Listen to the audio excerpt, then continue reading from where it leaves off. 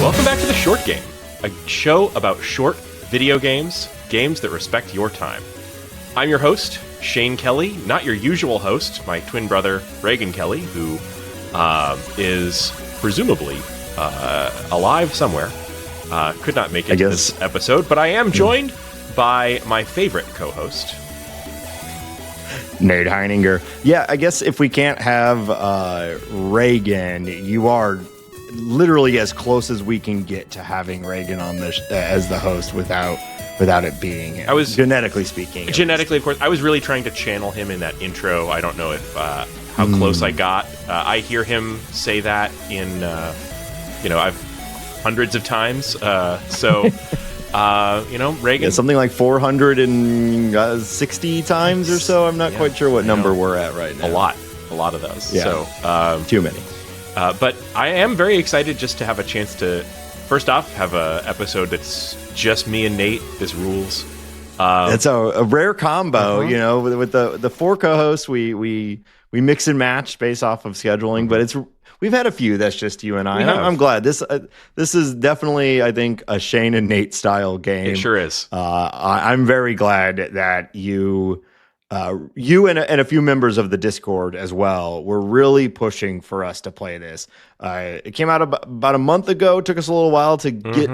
Well, frankly, took me a little while to get through it. I had some help from Shane, and then we had to do Expelled and stuff like that. But I'm glad that we're getting this out. Absolutely. I'm glad we're recording about this one. This was a real hit for me personally. I spotted this on there's a lot of buzz around this game. It came out bug pun intended. Yes.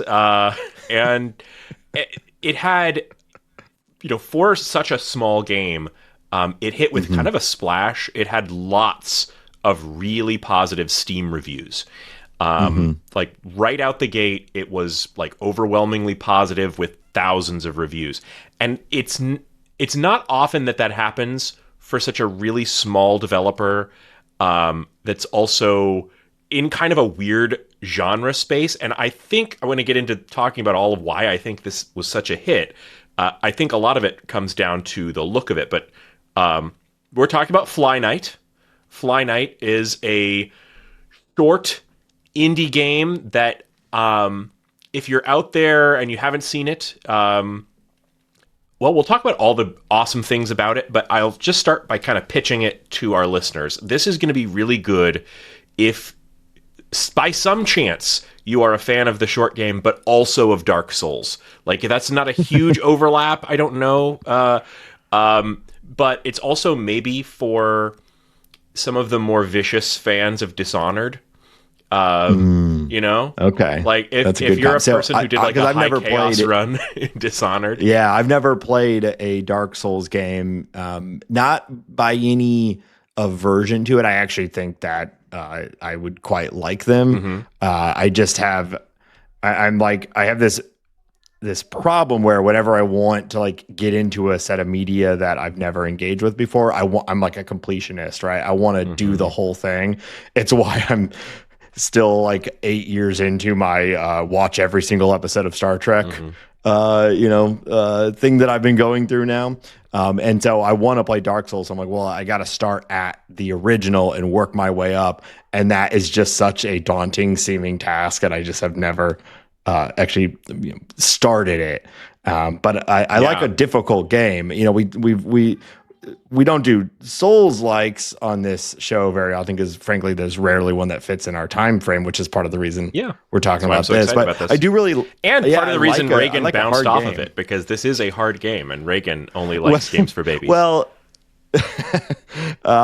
so Reagan did have some issues, and I had a few myself. I think you are overwhelmingly glowing for this game. We both there are some critiques that I have. I'm sure we can get into it.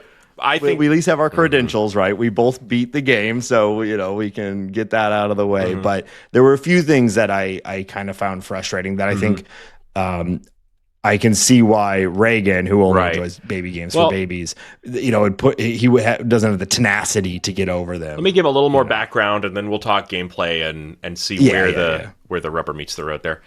So this is like I said, this was a big success for a tiny indie game. It kind of popped out of nowhere. A developer I've never heard of before, who goes by Wababoy. And Oh, Webba this Boy. Good name. game was originally a game jam project that kind of grew in popularity and then made its way to Itch and then to Steam and then kind of blew up from there. And just to paint a picture for the listeners, this is a game that is kind of aesthetically, I would say maybe the aesthetics of this game are the biggest draw for people because it's an instantly cool visual game. It has this look that is inspired by old school RuneScape. You know? Yeah. Yeah, I've heard it described as a short Souls-like if it set in RuneScape if it were first person, right? Because that's a huge part of this, right? Is that it's also in first person. Yeah. It's also worth mentioning that part of, I think, the appeal of this is because it's a small game. It's made in like 6 months. It is also very cheap. We don't try and focus too much on the price of games here, but the barrier to entry is very low. The game, I think, at full price is $6. And when it came out, I think I got it for $5 or maybe even somewhere in that neighborhood. That is insanely low. What is something in your daily life, Nate, that you spend $6 on? I don't know. Let's see. I mean, the price of eggs these days, am I right? $6 an egg, probably. Yeah. Some places. There's actually, it's getting, I mean, this is the state of the world today. It's getting to be where there's not a lot that is in that price range. I was thinking like my Taco Bell frankly, order it's is too like cheap. higher than that. I have you're not ordered getting coffees Taco that Bell cost for- more than that. So You're not getting fast food for $6 anymore. And on top of that- and frankly, this game is too No, cheap. it's too cheap. This should have been more money. I think This what's game going is, on here is this dev has another game that's like in development. It was like a much more ambitious like Kickstarter project. And he kind of just sort of took a break from that to turn his game jam game into a full game. I did look at that other game, and now I've got it on my Steam wish list. I'm keeping an eye on it. It's called Sorceress, and it looks a lot like this game in terms of gameplay, but maybe even more on that immersive sim side. It has like a cartoony style doesn't have the super awesome visual style. It's good looking, but not like as cool looking as this one. And so he's kind of still working on that one in early access. But anyway, this is definitely going to be a developer I keep an eye on in the future. So yeah. Let's talk about the gameplay. You already mentioned like it's a first-person Souls-like.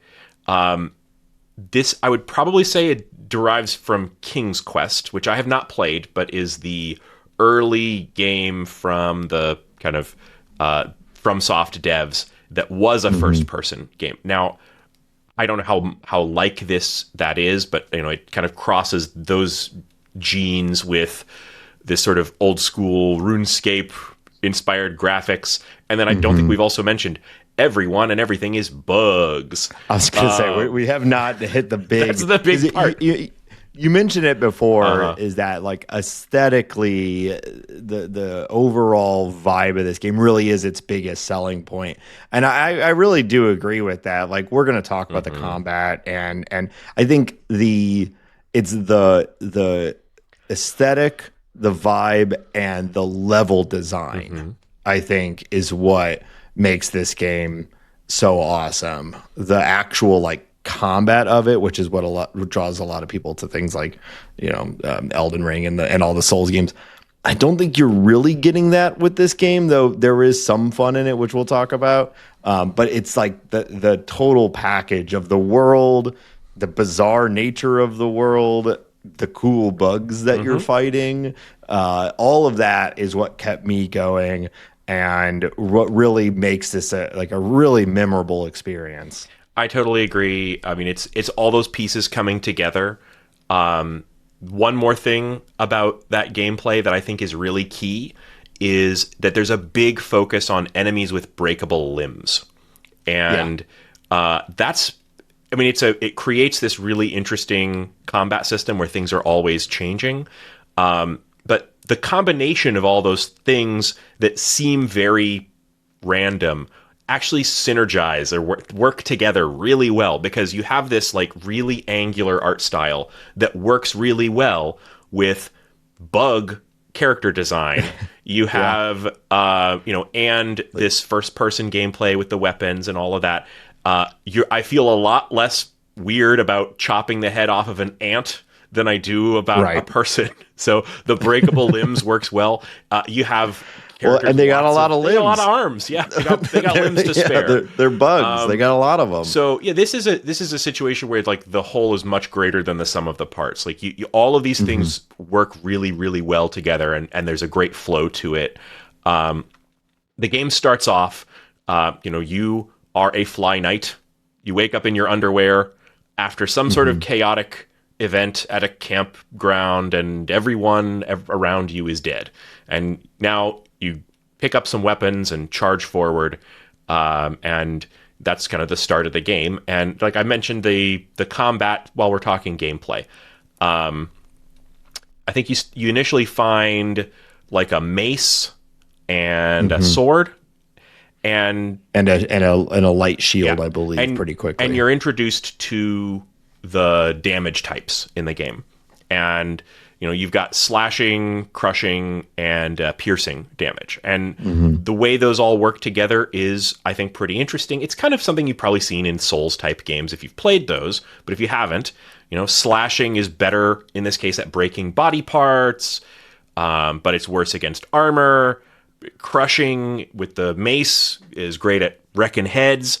All the weapons have these interesting attack patterns because, they'll have like a charge up and smash. But a lot of the weapons have a directionality to them. Like, if you swing with the sword and that direction, swinging left or swinging right is based on the movement that you do. In fact, it's like opposite to the direction that your character is moving if you're strafing left and right.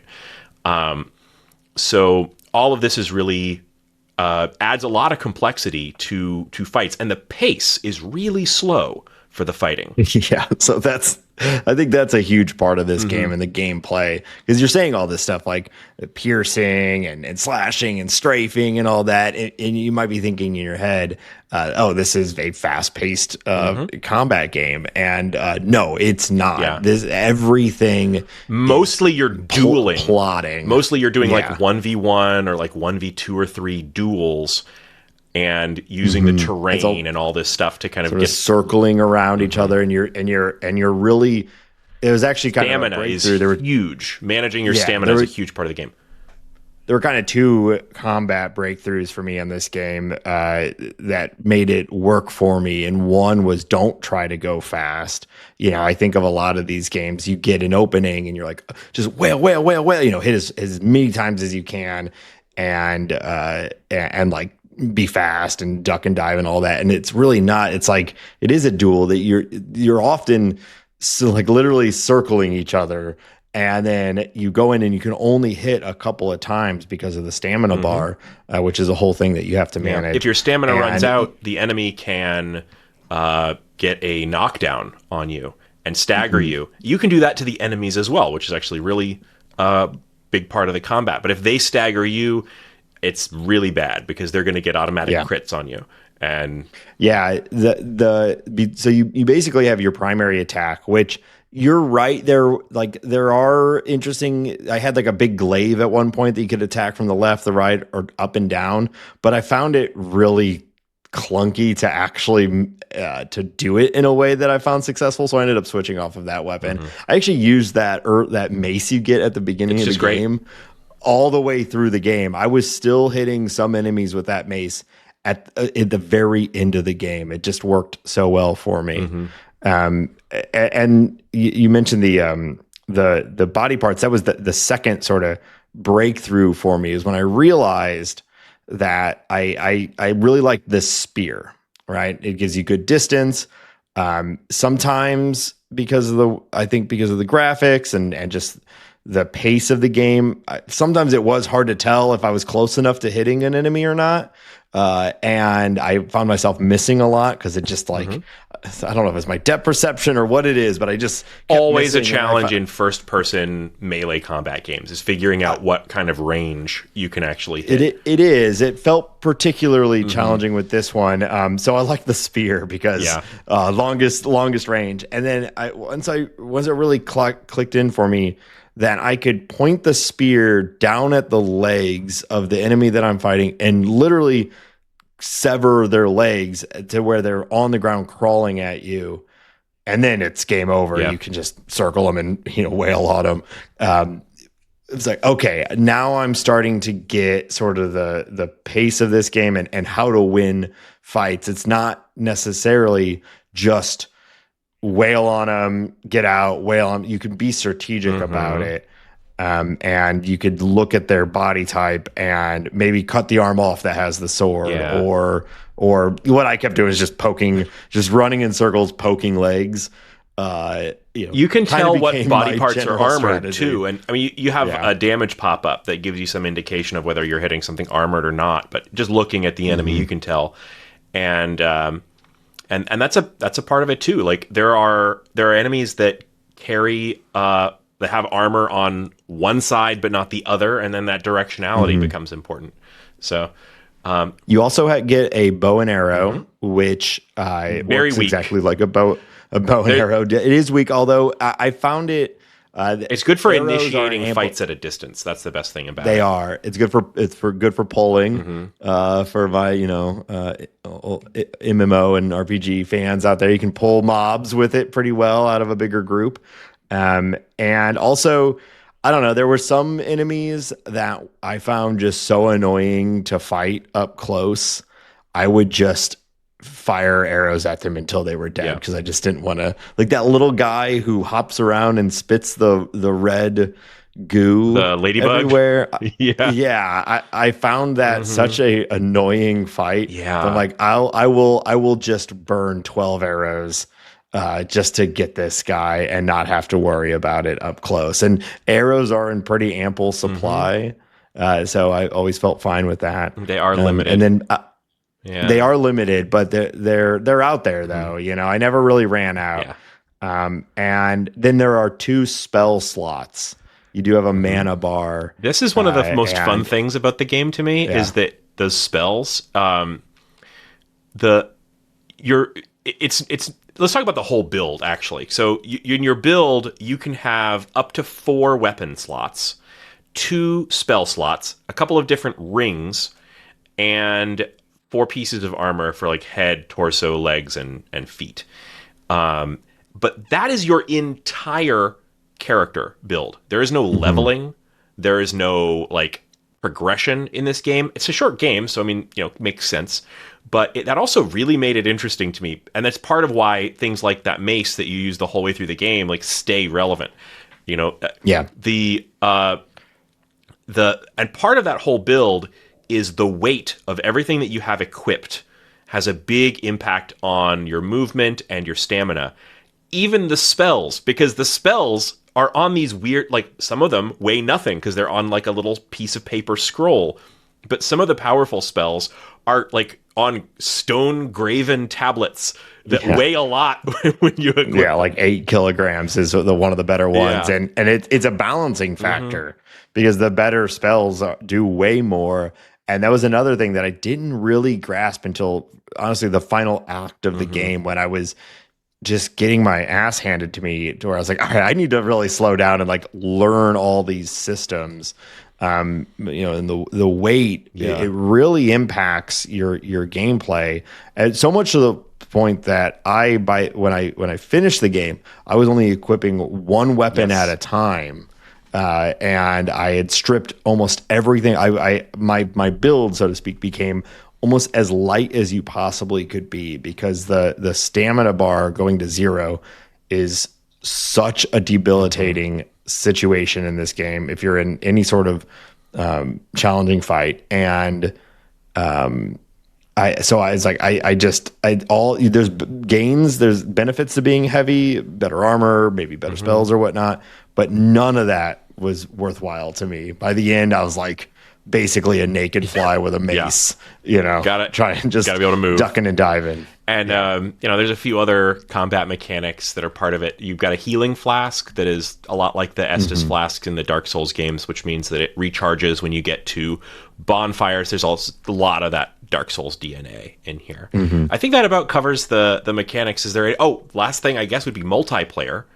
Also we didn't from a fighting mechanic, we haven't mentioned, I think, the biggest skill thing in the whole game, which is parry. Oh yeah. Okay. And the kick. This is yes. Well, yeah, this is a parry based game.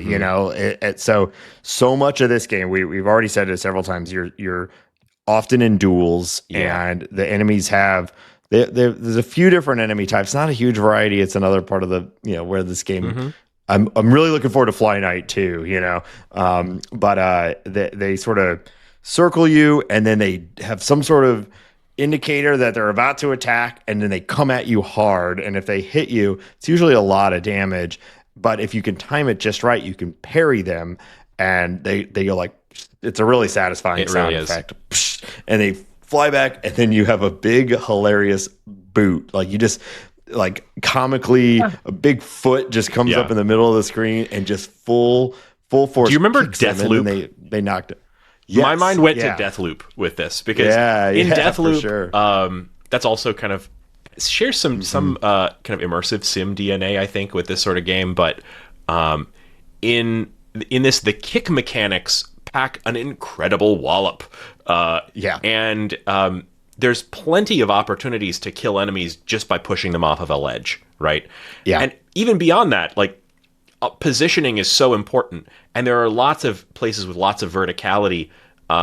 Even if an enemy could just fly right back up to you, being able to kick them off a ledge and buy yourself a few seconds matters a lot in this game. Yeah. But yeah, that put me in mind of Deathloop, the super satisfying kicks. There's a lot of the fights, especially the bosses, or at least a couple of the bosses.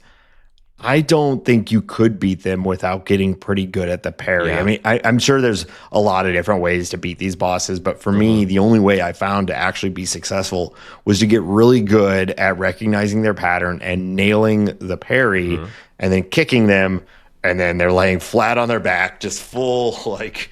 All arms and legs completely spread out, and then you just wail on them as much as your stamina can take it. Parrying is super important, and then there's also related to that. There's that sort of poise breaking mechanic where if you like hit them enough, a lot of the enemies, like if you just get in there and bam, bam, bam, bam, bam, you can break their poise and give them a little bit of a stagger, and then kick them there too. And so like. Getting the opponent on the ground and then getting those free criticals, or even just getting them on the ground and then backing off so that they stop hitting you. Just to give yourself a second while you drink a flask or something. Yeah, because the flask has a cooldown too. You have to hit the button, and then she like pulls it out and drinks it, and then it fills up. And if you get hit during that, it doesn't interrupt it. Like you still get the health, but you can be killed in the midst of drinking the flask if you get hit harder than what has been regenerated. You mentioned something earlier that I thought a lot about while I was playing this game, which is that there's no player progression, no experience. Can't raise your stats at all, except for the equipment. And then one thing, which is the fishing, which I'll talk about later. Well, we can't not talk about the fishing. Every good game should have a fishing mini game in it, and I'm glad that this one had one. But anyway, so at first, like, because a lot of these fights, there's a lot of these small fights, and I was kind of disappointed that there was no experience. There's barely even any loot. Like there is loot, but it's few and far between. You're getting most of your stuff from chests. So that's something about the design of the levels. I think like you can grind an enemy, like go back to the bonfire, everything respawns, go and grind that enemy, and if that enemy has equipment, or they'll usually drop it if you kill them often enough. Most challenges, though, I found there is somewhere like very nearby that there's a chest or something that has equipment in it that is appropriate for that challenge. Right. which is Yeah. great. So, but you're right. In the moment though, like killing any enemy, all it's really doing for you is that they're no longer trying to kill you, which is great. That's a key part of the game is not being killed. But I was a little bummed. I'm like, oh man, I'm killed. Like some of this is such, at least for me, was such a slog. I was like, I wish that I got something for all these kills. But then by the end of the game, when it became one of my chief strategies was to just run through everything and stop trying to fight all these bugs and just run screaming, dropping little decoy bugs, which was one of the spells, and just trying to avoid as much fights as possible. I became quite happy that I wasn't missing out on anything and I wasn't like losing levels by just running through as much of this as quickly as I could, which I don't know if that was intended gameplay. I talked about this a little bit in the Discord. I've not played a lot of Souls-likes. Apparently hiding and running from enemies is that is part of the gameplay. So at the time I felt like I was kind of cheesing it. Like there's this one cheesing it is a big part of all Souls-like games. Well, there's this one part where it's right near the end, and the way this game makes things tries to increase its difficulty is generally just sticking more enemies in a room. There's not a ton of enemy variety, but it certainly gets really hard when there's like 7 of them. Like it's becomes a whole thing. And there's one of the final rooms. To get through it at the end, you have to pull a lever and it like lowers a very slow or raises a very slow drawbridge or like pulley system. And I think that was there to make you have to clear the room because you can't just run through it. You have to like run. But instead I just like after failing to clear the room, I just ran through it, clicked the button and then just ran around in a big circles in big circles around the room while the system ran and I could get on the thing and get through it. But anyway, so I ultimately was kind of glad that there wasn't a experience system for this because I don't think the game really needed it, and I would have felt pretty locked into trying to fight everything and win every fight when I was pretty happy to get into avoiding them. Yeah, for sure. I think maybe we'll just get into talk about the enemies and then maybe the level design. Because that's I think it's fun that you say there's low enemy variety. For a game of this size, I actually kind of thought there was a pretty good variety, but I see what you mean. Like the enemies are pretty complicated individually. But I'll kind of run through it. This is like light spoiler territory for people, I guess. So make your own mind up. So the game starts you off with like a lot of little grubs basically that like barely larvae. Attack you. Yeah. And these kind of fall into a broad category of enemies that are basically traps. They exist for you to like step on a carnivorous plant or whatever, right? But the main baddies, there's really only about 4 types, right? There's the ants, and the main ant is like a guy with 4 knives in 4 hands. It reminded me of there's like a Simpsons quote where Moe was holding 2 knives and he's like, this is pretty terrific. But the ants are great because they're completely unarmored. They're quick attackers.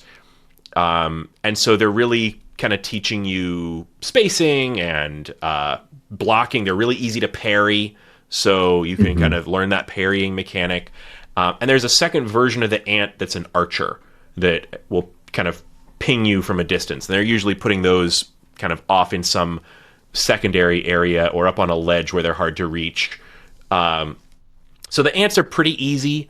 They're great to have early on because they'll drop those knives, which were maybe my favorite weapon through most of the game.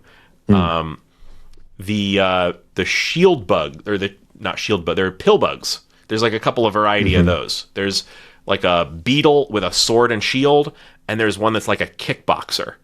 And both of those are great. Like the shield beetle is really all about that directionality, where you really have to get them on the sword arm side because they're very well armored on the opposite side, and mostly they're positioned stuff like blocking bridges or holding doorways and things like that. Yeah, there's some good cinematic setup fights in this. Yeah, like a narrow wooden bridge over a high fall with a single shielded bug, Yeah. staring you down, and you're like, I gotta get across this bridge. This guy's in my way. Not a particularly challenging fight, but still a thing to get through. Yeah. The kickboxer version of that bug is hilarious. That They're drove me super crazy. fast. They do a rolling attack where they like roll up in a ball and like roll at you. They do like a jump kick where they go way up high in the air and come down at you. Not my favorite enemy in the game, but like kind of cool. They're totally unarmored, totally unarmed. So I guess maybe what you're learning there is like you can do like you can do a lot with no weapon, which is true. You can play this game with no weapon equipped. Yeah, I think is, at least from a gameplay standpoint, is like the only thing that kind of moves fast. Yeah, everything else is, so kind of sometimes you get in a fight with one of those and a couple other things, and it became pretty chaotic to have that guy rolling around while you're trying to deal with the ants with 4 knives or whatever. Yeah, they're really tough in combination with other enemies because they get so much space. You can't really chase them down. And then the last big category of like main bad guys, I guess, is the wasps. And they rule. So the wasps, most of them can fly. There's several varieties of the wasp. They have this sort of samurai aesthetic that's like yellow and black samurai armor that totally rocks. There's like a basic... Yeah, it's called samurai armor in the game. Right. There's a basic soldier version that has like a lance, like a huge lance. There's a samurai version that has a lot more armor and has a samurai sword. And then on top of that, one of the best, probably my favorite boss in the game, period, is a variation on the wasp. That's Vesper Hideyoshi, who's like a mini boss right before you get to the final boss. And he is the hardest thing to fight in the game and is a real test of like how good you are at fighting the wasp enemies. The wasp samurai is probably it's the toughest main bad guy in the game. And it's a test on all of those, like the positioning, blocking and parrying, the limb destruction, because it like one of the best ways to fight those really seem to be to break one of the arms, so that their attack pattern totally changes when you break one of their arms. They switch from having like a two-handed grip on the sword and doing like charge attacks to like a much more swingy attack. So the wasps, awesome. And that's pretty much it for the main. You're kind of right. There's like not that many types of enemies, but there's lots of these little variations. And then there's also a lot of weirdos. Like I said, there's like the ones that are basically traps.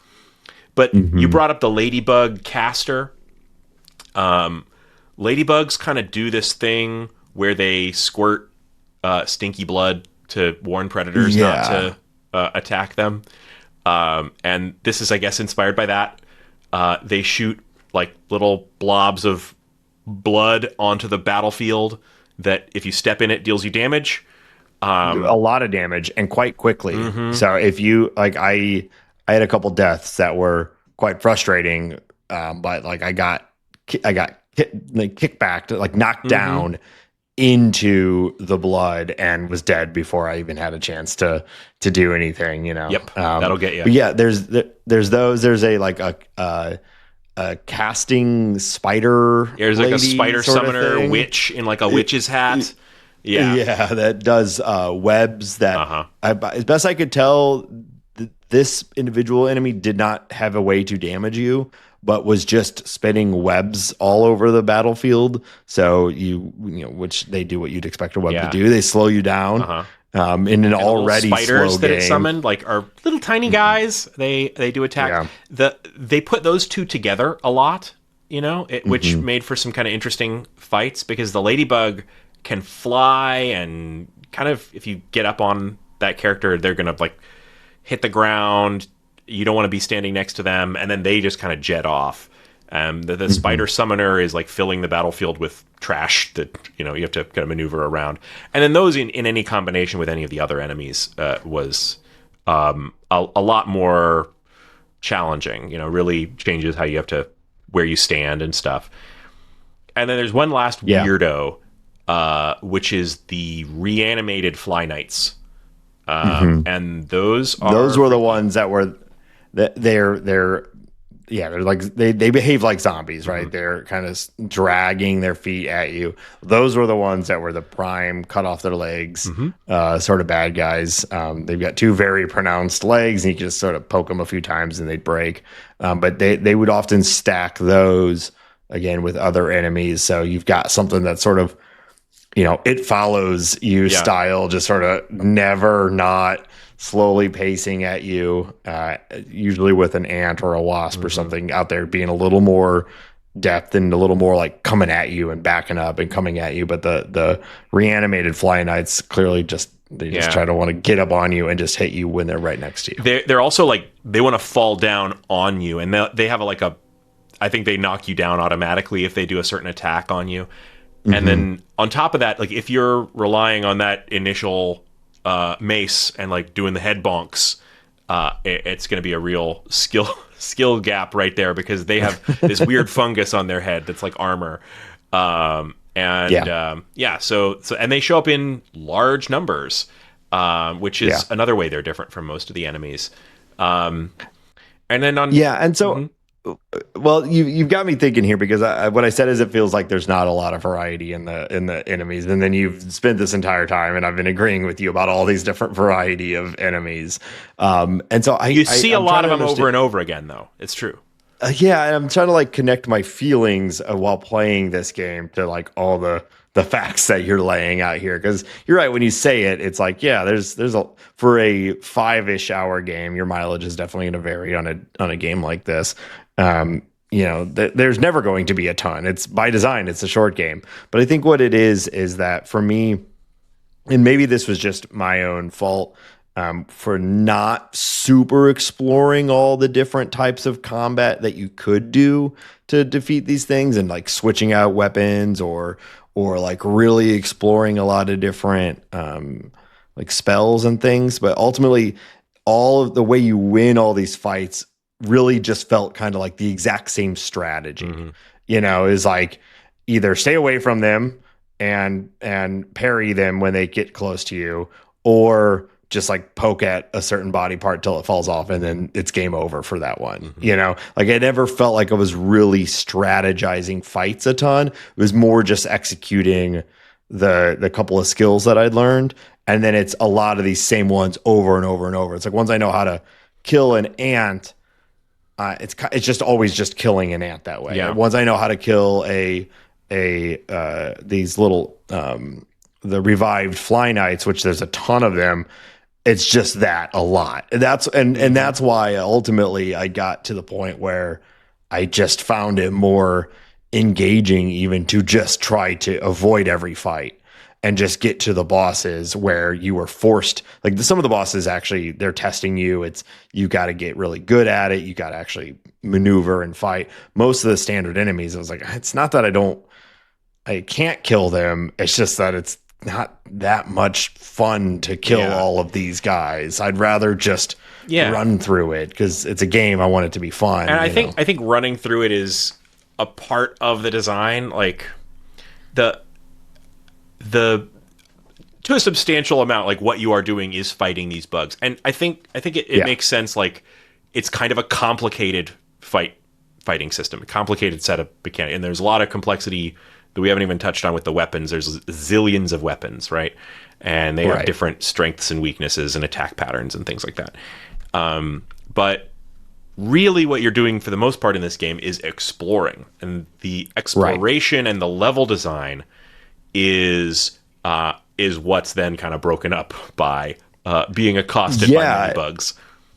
Right. And that's the coolest part of the game, right? Is like that's what ultimately I felt coming out of this game, was that's why I really want to FlyKnight 2, because I would, if this game had really more complex combat or more interesting combat for me personally, not having played a lot of these types of games, this would have been like one of my favorite games of all time. But instead, it felt like I have this sort of like annoying mini game I have to keep doing in order to get around and see more of this place, you know, because the level design is awesome. I love this is like a textbook in short game design, right? While still making something feel big and lived in and all of that, while also making it really small actually and something that you can get through pretty quickly. There are 3 levels. The design of these is there's a lot of interconnected paths that kind of loop back on each other. This is something that's like textbook great dungeon design, is like have little paths that lead off and then loop back and then open up as shortcuts for the player to go on to the next place. There's also a huge amount of like verticality in it. And that even plays in with like a lot of the enemies are way more vertically mobile than you are, which we'll talk about the story, but a lot of the enemies have wings and you don't, despite the fact that you are a fly. So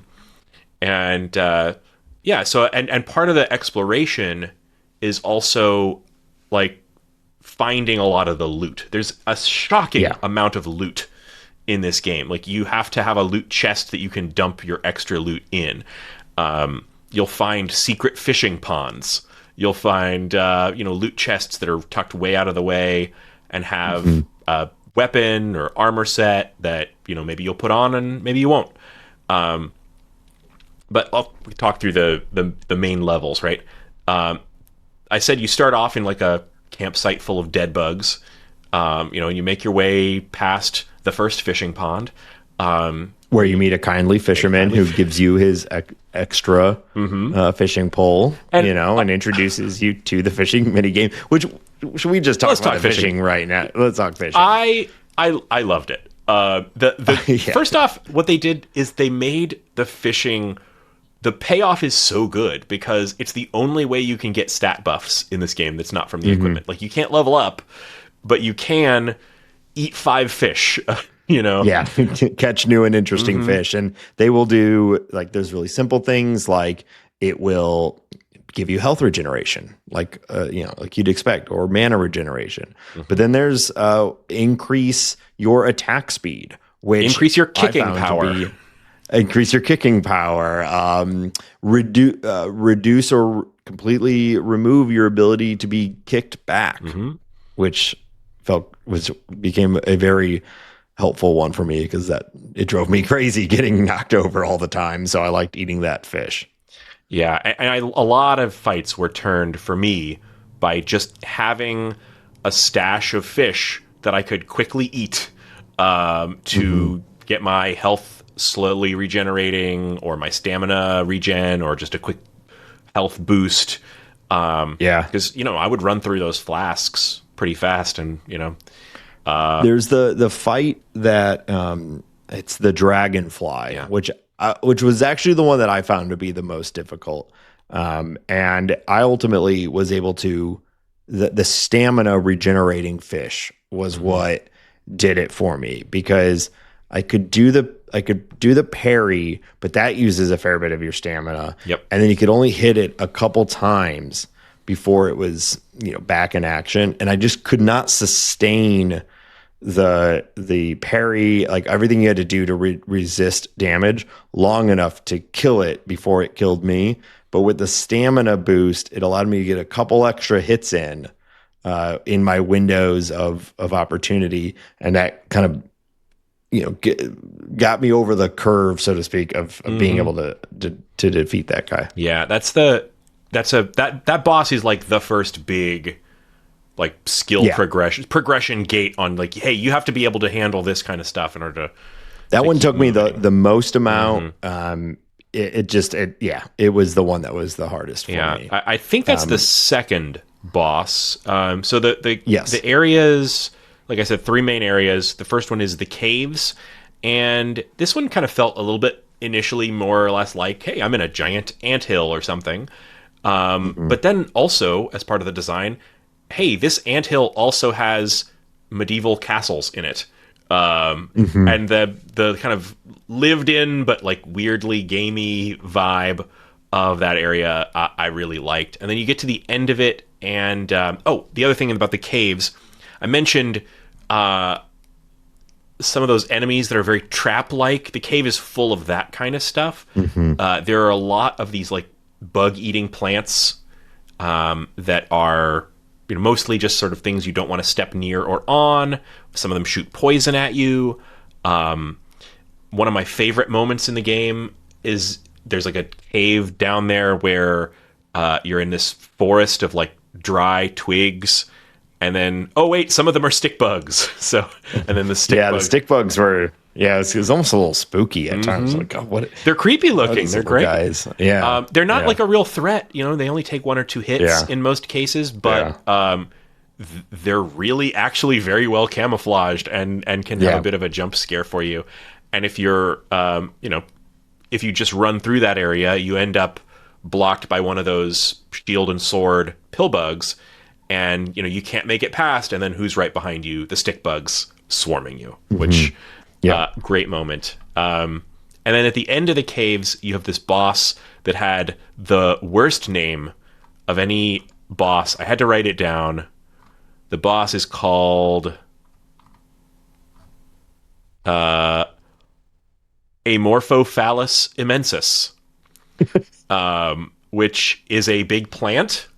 Amorphophallus immensus is basically it's like a big room where there's lots of plants that you can't step on. You have to really do a little bit of platforming to just even get to the enemy, which is a big pendulous. It's a immensus phallus. Right there in the middle of the room, and it's shooting poison and spikes at you. You may basically have to keep on the move, moving very carefully, not falling off of a very narrow ledge, and like whack it a bunch of times.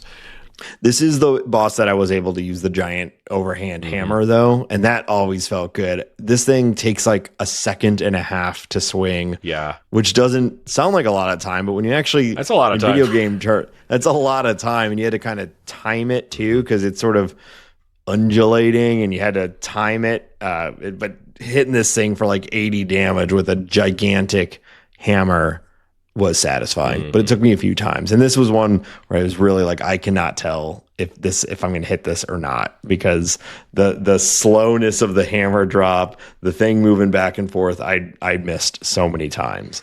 But a lot of those weapons have a lot of wind up to them, and you really have to have the timing right so that it connects, and my favorite weapon, which I found in the swamp, which is the next area, also had that a lot. The next area was called the swamp, and this one has like a bunch of weird mosquitoes flying around that kind of slowly buzz up to you and hit you. They can like knock you off of things. There's a lot of like jumping on lily pads and things like that. The design of this area I thought was really cool. I didn't find this area to be as fun as the other two. Partially because it was very easy to get lost. There's a lot of big, wide open spaces. Yes, which my exact experience. So this good segue into the multiplayer part of this game, because I got completely lost in the swamp, which for the most part I was okay with, because there were like lots of these little towers with what felt like little mini bosses. You could see from those to other ones, like if you climb the towers, and this is a good thing that this kind of game does, where it's like, hey, I can see off in the distance there's the next thing that I'm going to be doing, but not that well. It was kind of tough, not always. And I got completely lost, which is not an uncommon thing for me in these sort of 3D games like this too. And so fortunately for this game, it does have online multiplayer, where you can basically, you take your game, you go to a bonfire, you say, my world is open to online play, and then a friend or you can do friends only, or anyone can join, and they drop right into your instance wearing all their gear and everything, and then you're just playing together. I don't think the game changes for multiplayer. Like I it don't think seemed so like we either. were fighting the same enemies, and it was kind of fun to just like Shane knocks a guy over and we're both just wailing on it while it's flat on the ground, and Shane was able to kind of lead me around and we played for The problem was, I think I got lost too when I was like, "Oh yeah, I'll show you how to find your way out of the swamp." No, yeah, you kept saying like, yeah, it's this way, This way. it's this way, and then it was not that way. I'm like, I'm pretty sure I came this way. I don't think it's like, no, it's this way. I'm like, well, I probably missed something, and then yeah, it was constantly, but we got through it together. And you dropped me off at that boss that we were just talking, the dragonfly, and so it was that really level, nice, and it was you keep fun. an eye out for my favorite sword in the game, which if you've read the manga Berserk, you know that Guts is the main character, and he has a sword that is it's just referred to as a massive slab of iron. And so you find a sword called Slab of Iron, and it's Guts' sword. And it's so heavy that if you have practically anything else equipped, you're going to have a bad time. But if you wear the lightest armor in the game and you unequip practically everything, Guts' sword will do like half the health. Like you only really need to hit an enemy twice in most cases with this sword. It's so slow. It's like, and then you also kind of got me familiar with the fact for our audio listeners, Shane, I'm sweeping here. I'm miming it. Yes, yeah, yeah. doing Listeners, a big sweep with did this. you know that we're on YouTube? If you want to see me swing my arms like an idiot, please check out our YouTube channel. But yeah, so that sword, when you're out of stamina, like when your stamina is down to the point where it's 0 and then it's recharging, you're slowed way down. But the funny thing with this sword is it deals so much damage that even when you're in that slowed state and you can barely swing it, it still packs a punch, right? So yeah. I was like going in with that, and you could it really changed the game because suddenly I cared less about my stamina, because one swing of this sword would clear my stamina, but I would still keep on fighting, which was cool. Okay. Yeah, I had like the opposite gameplay strategy. I was like as light as possible, little pokey swords and a shield, and just staying as far away and as quick as possible. Yeah, definitely. I was mostly at that point using my stamina to run because I wanted to get some space, but then I would get in and just like lay the beat down on him with Guts' sword. So that was cool. Yeah. And then after you get to that, the what is it, second boss, that's the Dragon FlyKnight. Sorry, listeners, if this is too much spoilers for you. I'm gonna have that's what I was gonna say. Spoiler. Let's go ahead and have a spoiler break here. Maybe too late. I don't know. Reagan's really good about setting spoiler breaks. Hi, Reagan. But yeah, I don't know that we need to even go into explain all of the rest of the the world. I mean, we've talked about more than half of it. I will just say that the last stage was my favorite from a level design standpoint. But the way it weaves that you start here, you see where you're supposed to go, but you have to work your way through a maze of things, end up right back to where you started. But now that door is unlocked and you can go through there. It is really, really incredible. Totally agree. The last level, we'll leave that, unspoiled. It's a $5 5-hour game. You can go find that last. I will leave a little commentary on it because the last level is the best level. Great. The last boss, not the best boss. No. Like I did not. Maybe my least favorite boss. Yeah. The story. If we have like a spoiler break, let's say spoiler break here, because I want to talk about the story of the game, such as it is. This is based on kind of a Dark Souls style of storytelling, which means there's practically no story. That Dark Souls fans will be mad at me. What that really means is when you're wandering around, cryptic weirdos come up to you or stand around, with their chin in their hands, like chuckling to themselves. And then when you talk to them, they talk to you as though you and them are both 1,000% up to speed on everything that's going on. So that's the basics of Dark Souls style storytelling. And this game is missing one really key piece of Dark Souls style storytelling. It has the cryptic weirdos, but it does not have the item descriptions.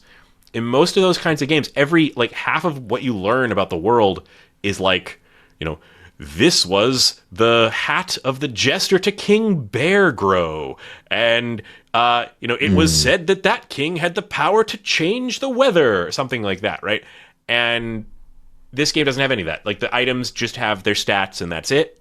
I'm kind of curious about that as a decision. It seems like that would have been a really great way to invest a little bit more storytelling here. Did you understand the story of this game? What did you get from it? I mean, at the highest level, I suppose there's Luna Moth is trying to appease a bug god or the moth god, and has stolen the wings of all the other bugs in order to appease their moth god. Yeah. And you are a knight of some faction, and you are there to of the FlyKnights, but you have your own god. The fly deity. There's a fly god, a fly deity. And you're meeting various members of this vanguard, or I guess, that are out trying to defeat Luna Moth to varying degrees of failure, and they're kind of filling you in about the troop locations and the status of the various fights, and also not believing in you the entire time. Not a one of them thinks you're going to be successful, which is that's always reassuring. That's par for the course for this Dark Souls style storytelling. Like, you start off, like I said before, like in a ruined campsite, and so, as you mentioned, Luna Moth has stolen all the wings of all the bugs, for cryptic magical purposes. And you hear from some of the other, that new bugs are being born without wings, and that the bugs that had wings, they were shriveling up, and it's some kind of wingless curse. Real rough stuff. Yeah. And this has led to a sort of desperate alliance between the FlyKnights and the Wasp Samurai at that campsite, getting ready to storm Luna Moth's big hole in the ground. Whatever it is. Yeah. And the main FlyKnight were part of this sort of failed attack, and I think the Wasps defected, or some of them defected and joined Luna Moth's side, and the main character that I thought was interesting story-wise was that Dragonfly Knight that you were bringing up, because he was your mentor. Like, you were kind of his squire, and he was a big guy Fly Knight, and then he has betrayed you and betrayed the other flies, and is now on the side of Luna Moth. So you go down, you defeat Luna Moth. You find out that the weird, creepy vagabond fly who's 3 times as tall as you, well, he's actually the fly deity. I don't care. That's fine. Sure. Yeah. Well, and it's all a setup for a sequel. Yeah. They're like, it turns out there was a bigger hand at play here, maybe. Yeah. So it's time to, we'll deal with that later. For now, go and rest after your victory. But we do get the wings back. There's a big room with a bunch of wings in it. It's like, oh, hey. A big room full of wings. Yeah, there they are. Okay, great. Yeah. So that's cool. I hope I get to have and equip some wings in FlyKnight 2. They have Wabba Boy has said some stuff about FlyKnight 2. So first off, has said this game is getting a new game plus, but not a whole lot of expansions or post game support. He's trying to stay working on his main game that he's promised in his Kickstarter or whatever. But he said, yeah, we're going to do a FlyKnight 2, which I think surprised no one. It really, I said it already, but that's really my big takeaway from this game, and understanding that it came from a game jam, that it was sort of a side project. It ultimately has made me just incredibly excited for whatever the next version of this. I think you should, if this has sounded at all interesting to you out there, I think you should absolutely play this game. But like a lot of this, I think, was just setting the groundwork for hopefully not longer. I hope FlyKnight 2, they almost always the sequel is going to be longer, but I hope that this design mentality and a lot of the stuff that made it short stay. I'd love an 8-hour FlyKnight 2, maybe something like that. I hope so. I think I'm a little, I wonder about that, because it is usually the case that when they have these little super popular little game jam games that are then expanded, they rapidly grow out of the size that our podcast tends to cover. And then there was some other things in the announcement that I saw from the developer. He was saying like, yeah, I'm promising bigger and better things. We're going to have a level up progression system. We're going to have et cetera. And when I read it, I was like, a level up progression system. The fact that you don't is like one of the things that I love about this game. One of the things that we like. Maybe not. I'll try it. I'll play it. I'm sure I'll enjoy it. Will we cover it? I have no idea. So who knows? Yeah. But I mean, it's suffice it to say, this is a great short game.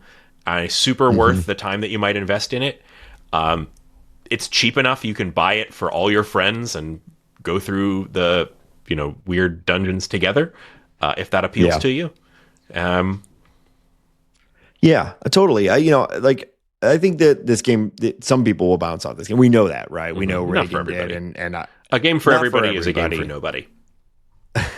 But I think as someone who it didn't perfectly land for, I found the knockback, kickdown stuff really frustrating. There were a few things in this game that I found pretty frustrating and just kind of unfun. But overall, when I was done with it, I was like, man, I'm so glad that I stuck with it and I played through it and I beat it and I really have a fondness for this game, even though it wasn't my favorite thing for several parts of it. And I think $5, if you're looking for short Souls-like things, you're not going to find them, or at least we haven't found many of them. If you know of other things like this out there and you're listening, let us know. I think Shane and I would both like to play more of this sort of thing. But yeah, I'm hopeful that the next one stays short. But if not, this was a cool game. It's always fun when these things pop up seemingly out of nowhere. We just get a whole new game, a whole new world, a whole new little tiny genre that I'm into it. All right. Well, I guess with that, that's plenty said on the subject of FlyKnight. I hope that you listeners are interested in hearing more from our podcast. We're now found on YouTube as well as your podcast app of choice. If you are interested in supporting this show, and I do hope you are, we are on Patreon. You can find out more about our show and how to support us at shortgame.fm. You can also from there find the socials of all the various hosts present and accounted for or otherwise. Am I forgetting anything? I don't usually do these outros. No, I think you got it in one. I think that's pretty good. Yeah. Well, it's been a real pleasure chatting with you, Nate. It's great to have an episode that's just the two of us. So may there be many more. All right. Thanks, Shane.